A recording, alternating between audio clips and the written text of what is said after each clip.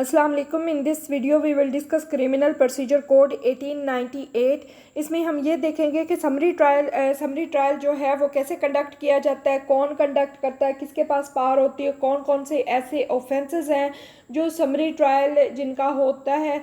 अब इसका प्रोसीजर पूरा डिटेल में ये हम देखते हैं। इसकी रेलिवेंट प्रोविजन आ जाती है चैप्टर 22 है, सेक्शन 260 से 265 तक है।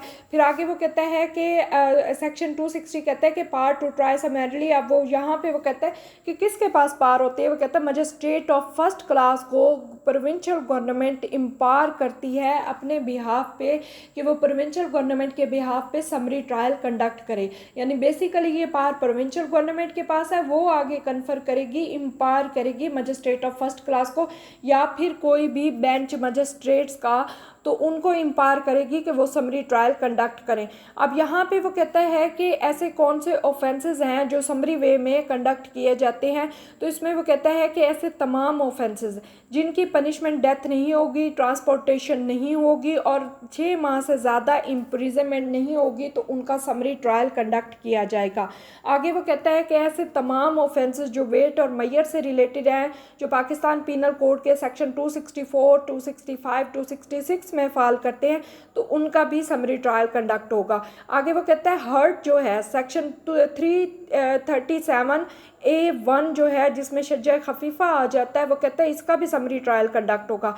फिर थेफ्ट में वो कहता है कि ऐसे तमाम ऑफेंसेस जो डील करते हैं थेफ्ट के साथ, ठीक है, स्टोलन प्रॉपर्टी के साथ, जिसमें dishonest misappropriation of property आ जाता है। फिर आगे receiving and retaining of stolen property आ जाता है। फिर असिस्टिंग कंसीलमेंट और डिस्पोजल ऑफ स्टोलन प्रॉपर्टी आ जाता है। तो ऐसे तमाम जितने भी सेक्शन पाकिस्तान पीनल कोड के हैं जो इससे प्रॉपर्टी से रिलेटेड, उसके थेफ्ट से रिलेटेड या स्टोलन प्रॉपर्टी से रिलेटेड हैं, तो और उनमें प्रॉपर्टी की वैल्यू जो है वो 10,000 से कम है, 10,000 से ज़्यादा ना हो, किसी भी सूरत में 10,000 तक हो या उससे कम हो, तो फिर क्या है कि उनका ट्रायल भी समरी ट्रायल ही होगा। आगे वो कहता है कि मिसचीफ आ जाती है section 427 of Pakistan penal code, उसका भी समरी ट्रायल होगा। हाउस ट्रेस पास आ जाता है जो कि फाल करता है सेक्शन 448 और 451, 53, 54, 56, 57, तो वो कहता है इनका भी समरी ट्रायल ही कंडक्ट होगा। आगे वो कहता है कि किसी की इंसल्ट करना with intent to provoke a breach of peace, जो 504 में सेक्शन में फाल करता है, ये क्रिमिनल इंटिमिडेशन है जो 506 में फाल करता है पाकिस्तान पीनल कोड के, तो वो कहता है इसकी भी समरी ट्रायल ही कंडक्ट होगा। आगे वो कहता है कि ऐसे ऑफेंसेस जो पर्सोनेशन एट एन इलेक्शन हो, जो कि सेक्शन 171F में फाल करें, तो उसका भी समरी ट्रायल कंडक्ट किया जाएगा। और फिर इन तमाम जितने भी ऑफेंसेस बताए हैं इनकी अबैटमेंट करने वाले का भी, फिर जो ऐसे ऑफेंसेस को अटेम्प्ट करता है कि ऐसे ऑफेंस कमिट करे, तो उसका भी समरी ट्रायल होगा। फिर वो कहता है कैटल ट्रेसपास एक्ट 1871 का है, इसमें वो कहता है कि ऑफेंसेस जो हैं अंडर सेक्शन 20, तो उसका भी समरी ट्रायल ही कंडक्ट किया जाएगा।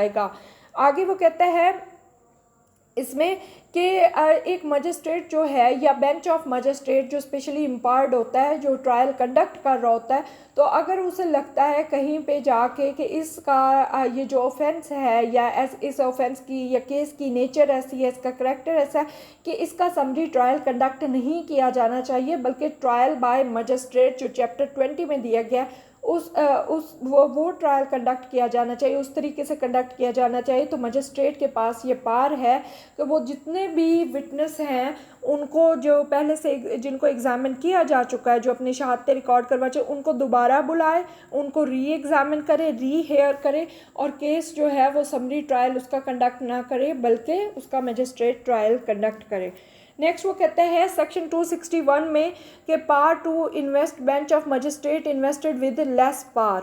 अब वो कहता है कि प्रोविंशियल गवर्नमेंट जो है जब ऐसे मजिस्ट्रेट्स को जिनको हाई कोर्ट जो है वो रिकमेंड करेगी, तो उनको या फिर बेंच ऑफ मजिस्ट्रेट को उनको पावर देगी of invested with the power of magistrate of second and third class, तो उनको इम्पावर करेगी कि वो समरी ट्रायल कंडक्ट कर सके। तो यहाँ पे फिर हम देखते हैं कि प्रोविंशियल गवर्नमेंट की पावर है जो कि आगे अपनी कन्फर कर रही है किस पे, मजिस्ट्रेट्स पे। फिर आगे वो कहता है कि कौन से ऑफेंसेस हैं जिनका, वो कहता है ऐसे तमाम केसेस जिनका समरी ट्रायल कंडक्ट किया जाना है, या फॉलोइंग ऑफेंसेस जो हैं जिनका समरी ट्रायल। अब इसमें पाकिस्तान पीनल कोड के ऑफेंसेस वो कहता है 277 है, 278, 279, 285, 86, 89, 290 है, 292, 293, 294 है। इसी तरह ये जितने भी सेक्शन दिए गए हैं, तो वो कहता है इनका ट्रायल जो है ये भी समरी ट्रायल कंडक्ट किया जाएगा। फिर ये इन सेक्शंस की मैंने डिटेल दे दी है, जिसमें foul water of public spring, फिर rash driving, riding on public way, फिर नेग्लिजेंट कंडक्ट आ जाता है। फिर आगे with respect to explosive substance, negligent conduct with respect to animal, ठीक है। इसी तरह आ जाता है पब्लिक न्यूसेंस क्रिएट करता है, एटमॉस्फेयर को नॉक्शियस बनाता है। तो ये सारे ऑफेंसेस जो हैं, अब यहाँ पे जब हर्ट काज करते हैं तो इसमें सजा खफीफ़ा आ जाता है, ठीक है। फिर 337L आ जाता है, फिर पनिशमेंट। ये तमाम ऑफेंसेस जो हैं ये मैं नीचे डिस्क्रिप्शन में दे दूँगी, और यहाँ से भी आप स्क्रीनशॉट इनकी ले सकते हैं। तो ये तमाम जितने भी ऑफेंसेस हैं इनका समरी ट्रायल कंडक्ट किया जाएगा। आगे वो कहता है कि ऑफेंसेस अगेंस्ट म्यूनसिपल एक्ट, जिसमें क्या है कि जो पनिशमेंट जिनकी है वो फ़ाइन होगी या इम्प्रिजनमेंट होगी जो कि 1 मंथ से ज़्यादा नहीं होगी, तो उनका भी समरी ट्रायल कंडक्ट किया जाएगा। फिर आगे वो कहता है जितने ऑफेंसेस ये बताए हैं इनकी इबेटमेंट में कोई मुलविस होगा तो उस बंदे का भी समरी ट्रायल कंडक्ट किया समरी ट्रायल कंडक्ट किया जाएगा। फिर आगे वो कहता है कि या फिर कोई ऐसा पर्सन है जिसने ऐसे ऑफेंस कमिट करने की अटेम्प्ट की है, तो फिर उसका भी समरी ट्रायल ही कंडक्ट किया जाएगा। आगे वो कहता है सेक्शन 262 में कि प्रोसीजर जो है प्रेस्क्राइब्ड इन चैप्टर 20 एप्लीकेबल। अब चैप्टर 20 में कौन सा प्रोसीजर बताया गया है? ट्रायल बाय मजिस्ट्रेट, केसेस का ट्रायल बाय मजिस्ट्रेट, ये चैप्टर 20 में डिटेल से बताया गया, जो कि हम पहली वीडियो में डिस्कस कर चुके हैं। वो कहता है कि समरी ट्रायल जो है इसी तरह ही कंडक्ट होगा जैसे ट्रायल बाय मजिस्ट्रेट जो चैप्टर 20 में है कंडक्ट हुआ है, सिवाय इसके कि वहाँ पे समरी ट्रायल में लिमिट जो इम्प्रिजनमेंट की है ये 3 मंथ से ज़्यादा की इम्प्रिजनमेंट नहीं दी जाएगी समरी ट्रायल में। फिर आगे वो कहता है सेक्शन 263 में, इसमें वो कहता है record in cases where there is no appeal. अब यहाँ पे वो कहता है ऐसे केसेस जिनमें अपील लाई नहीं करती, यानी आगे वो ये केसेस अपीलेबल नहीं होते, तो इनमें क्या है कि और समरी ट्रायल इनका कंडक्ट किया जाता है। तो यहाँ पे क्या करेगा मजिस्ट्रेट या बेंच ऑफ मजिस्ट्रेट जो है उसको वो कहता है ज़रूरी नहीं है कि वो एविडेंस जो विटनेसेस की है उनको रिकॉर्ड करे या फॉर्मल तरीके से चार्जेस फ्रेम करे, बल्कि यहाँ पे वो कहता है कि वो सिर्फ ये पर्टिकुलर्स जो है इनको फॉलो करेगा जो प्रोविंशियल गवर्नमेंट डायरेक्ट करेगी। अब ये पर्टिकुलर्स कौन कौन से हैं? वो कहता है कि सीरियल नंबर लिखेंगे, ठीक है। ये ऐसे केसेस का वो बता रहा है जिनकी अपील लाई नहीं करती, ठीक है, अपीलेबल नहीं है केसेस, वो उनका बता रहा है कि उनको रिकॉर्ड कैसे किया जाएगा। सीरियल नंबर लिखा जाएगा, फिर date of commission of offence लिखी जाएगी, किस तारीख को जो है ऑफेंस किया गया, कमिट किया गया। फिर जो रपट है वो कब दर्ज कराई गई या कंप्लेन जो है वो कब दर्ज कराई गई। फिर उसके बाद लिखेंगे कंप्लेनेंट का नाम क्या है अगर कोई कंप्लेनेंट मौजूद है तो। फिर उसके अलावा जो एक्यूज पर्सन है उसका नाम और पेरेंटेज और उसकी रेजिडेंस जो है वो लिखी जाएगी। आगे वो कहता है कि ऑफेंस जो है वो, और अगर कोई ऑफेंस प्रूव होता है, ठीक है, तो उसके बारे में देखा जाएगा। फिर वो कहता है कि वैल्यू जो प्रॉपर्टी की है जो वो बताई जाएगी कि कौन से प्रॉपर्टी की वैल्यू क्या थी जिसमें ये ऑफेंस कमिट किया गया। फिर अगर एक्यूज़ कोई प्ली लेता है वो बताया जाएगा, और अगर एक्यूज़ को एग्जामिन किया जाता है तो फिर वो बताया जाएगा, वो लिखा जाएगा। फिर आगे वो कहता है कि अगर जो भी फाइंडिंग, अब यहाँ पे आगे नेक्स्ट वो कहता है कोर्ट की फाइंडिंग जो है वो आ जाती है। वो कहता है कोर्ट की फाइंडिंग लिखी जाएगी अगर कन्विक्शन हो जाती है, और ब्रीफ जो है रीजंस बताई जाएंगी कि किन बेसिस पे उसको कन्विक्ट किया गया है। फिर वो कहता है कि सेंटेंस या फाइनल ऑर्डर जो है वो लिखा जाएगा भाई इसको क्या सज़ा दी गई है, या जो भी फाइनल ऑर्डर है वो लिखा जाएगा। फिर डेट जो है वो लिखी जाएगी जिसमें प्रोसीडिंग टर्मिनेट हुई हो। आगे वो कहता है रिकॉर्ड इन अपीलेबल केसेस।